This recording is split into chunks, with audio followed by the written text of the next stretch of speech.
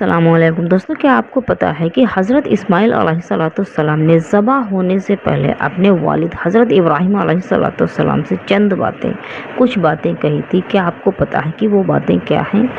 نہیں پتہ ہے دوستوں، چلیے میں بتاتی ہوں۔ یہ پورے طور سے پورے تفصیل سے پورا مکمل واقعہ میں بیان کروں گی دوستوں، اور اگر بیان کرنے میں غلطی ہوتی ہے تو میں معذرت چاہوں گی، اور میری گزارش ہے، آپ سے ریکویسٹ ہے کہ آپ میرے چینل کو سبسکرائب کر لیجئے تاکہ ایسے ہی دلچسپ واقعات میں آپ کے سامنے پیش کرتی رہوں دوستوں۔ تو چلیے شروع کرتے ہیں کہ حضرت اسماعیل علیہ السلام کا حضرت ابراہیم علیہ السلام کو مشورہ دینا۔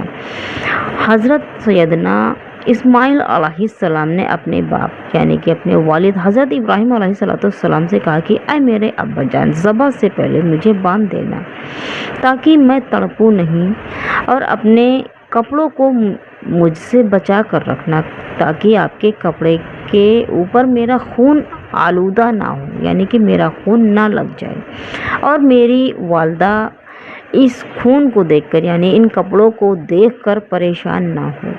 میرے حلق پر چھری جلدی جلدی چلانا تاکہ مجھ پر موت آسانی سے واقع ہو جائے، یعنی کہ موت مجھ پر جلدی سے آ جائے۔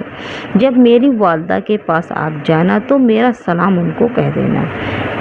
ان باتوں کے بعد میں دوستوں باپ بیٹے نے ایک دوسرے کو دیکھا۔ باپ نے بیٹے کو بوسہ لیا، محبت کے آنسو چھلک پڑے، لیکن اللہ تعالیٰ کے حکم کی بجاوری میں کوئی کوتاہی نہیں کی آپ دونوں نے، یعنی کہ حضرت ابراہیم علیہ السلام اور حضرت اسماعیل علیہ السلام دونوں نے اللہ کے حکم کی تعمیل کی، اور ذبح کرنے کے لیے ذبح سے مراد ہے کہ والد نے بیٹے کو ماتھے کے بل لٹایا کہ انہیں گدی کی طرف سے ذبح کریں، اور ذبح کے وقت یعنی کہ ذبح کرتے وقت چھری چلاتے وقت بیٹے کی حالت کو آپ دیکھ نہ پائیں۔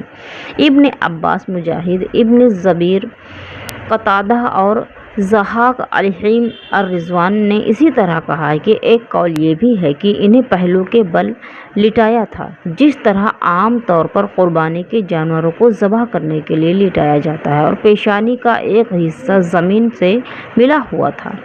حضرت ابراہیم علیہ السلام نے اللہ کا نام لیا، تکبیر کہی، اور بیٹا ذبح ہونے اور موت کو گلے لگانے کے لیے تیار ہو گیا۔ ماتھے کے بل لٹانے میں بھی حضرت اسماعیل علیہ السلام کا مشورہ تھا دوستوں، کیونکہ حضرت اسماعیل علیہ السلام نے اس لیے مشورہ دیا تھا کہ کہیں آپ یعنی کہ حضرت ابراہیم علیہ السلام بیٹے کی محبت کی وجہ سے چھری چلانے میں معمولی سی کوتاہی نہ کر دیں۔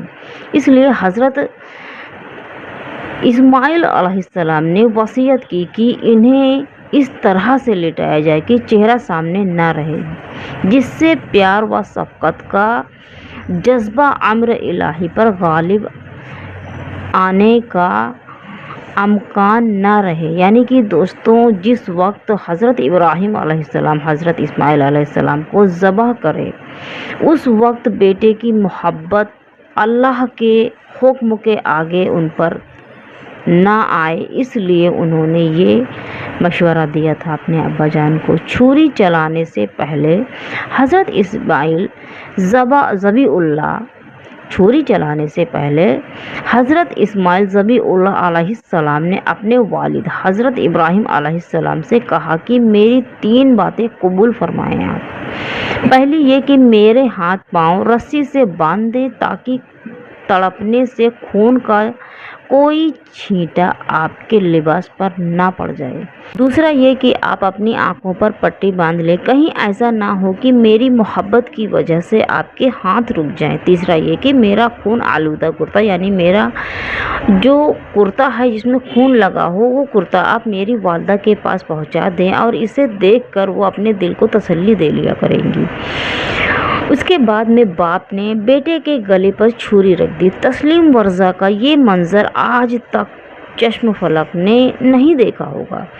تیز چھری حضرت اسماعیل علیہ السلام کے گلے پر پہنچ کر کند ہو گئی، یعنی کہ اس میں دھار بالکل بھی نہیں رہا، اس نے کام کرنا بند کر دیا۔ یہ واقعہ معنی میں واقع ہوا اور سیدنا ابراہیم علیہ السلام نے فرزند کے گلے پر چھری چلائی۔ قدرت الہی کی چھری نے کچھ کام نہ کیا دوستوں۔ دوسری مرتبہ بھی ایسا ہی ہوا، یعنی کہ جب حضرت ابراہیم علیہ السلام نے دوسری بار بھی حضرت اسماعیل علیہ السلام کے گردن پر چھری چلائی تو بھی چھری نے کام نہیں کیا، یعنی کہ دوسری مرتبہ بھی ایسا ہی ہوا۔ حضرت ابراہیم علیہ السلام نے اسے ایک پتھر پر مارا، پتھر کو چھری نے 2 ٹکڑے کر دیے۔ حضرت ابراہیم علیہ السلام نے چھری سے کہا کہ تو نے پتھر جیسی سخت چیز کو 2 ٹکڑے کر دیا، مگر اسماعیل کا گلا ریشم سے بھی زیادہ نرم تھا۔ اب سوچئے دوستوں کہ جب چھری حضرت اسماعیل علیہ السلام کے گردن پر آتی تو کام نہیں کرتی، لیکن وہی چھری دوستوں جب حضرت ابراہیم علیہ السلام نے پتھر کو مارا تو اسی چھری نے پتھر کے 2 ٹکڑے کر دیے۔ یہ اللہ کا حکم تھا خالی دوستوں، اور کچھ نہیں۔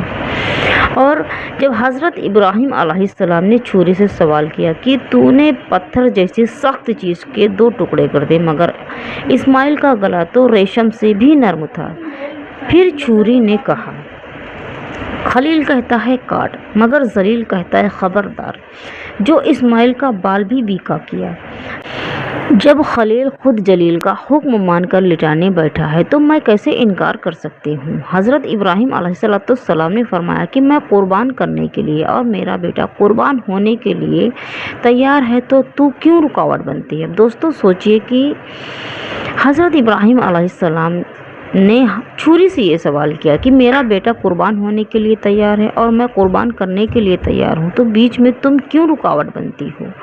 سیدنا حضرت ابراہیم علیہ السلام نے پھر چھری کو اٹھائی اور چھری اسماعیل علیہ السلام کے گلے پر پہنچنے سے پہلے جنت سے حضرت جبریل امی علیہ السلام ایک مینڈھا لے کر آئے، اس کو نیچے رکھ دیا اور حضرت اسماعیل علیہ السلام کو اٹھا لیا۔ مینڈھا ذبح ہو گیا، تب اللہ تعالیٰ کی جانب سے ندا آئی، یعنی کہ آواز آئی، اور ہم نے اسے ندا فرمائی، آواز دی، اے ابراہیم بس ہاتھ روک لو، بے شک تو نے خواب کو سچ کر دکھایا ہے، ہم ایسا ہی صلہ دیتے ہیں نیکیوں کو، بے شک یہ وضع امتحان تھا، یعنی کہ یہ صرف اور صرف تمہارا امتحان تھا اور ہم نے ایک بڑا ذبیحہ دے کر اسے بچا لیا ہے۔ یہ ہے اسلام کی ساری تعلیم کا خلاصہ دوستوں، اور اپنے آپ کو، اپنی ہر چیز کو اپنے مالک کی حقیقی کی رضا پر کے لیے قربان کر دینا چاہیے، جس طرح سے کہ حضرت ابراہیم علیہ السلام نے اپنی